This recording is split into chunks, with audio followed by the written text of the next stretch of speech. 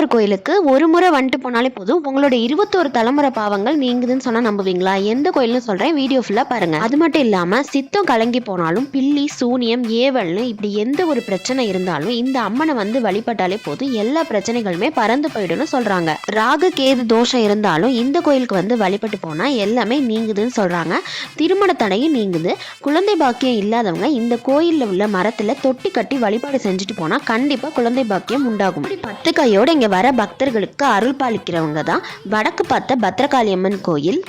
800 வருஷம் பழமையான சேலம் மாவட்டத்தில் உள்ள மேச்சேரி பத்ரகாளியம்மன் கோயில் சேலத்துலேருந்து 32 கிலோமீட்டர் தொலைவில் அமைஞ்சிருக்குது.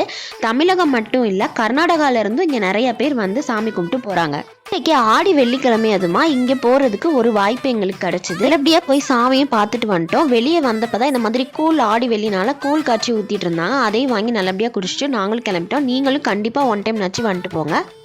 நம்ம சேலம் மாவட்டத்தில் உள்ள பிரசித்தி பெற்ற மேச்சேரி பத்ரகாளியம்மன் கோயிலுக்கு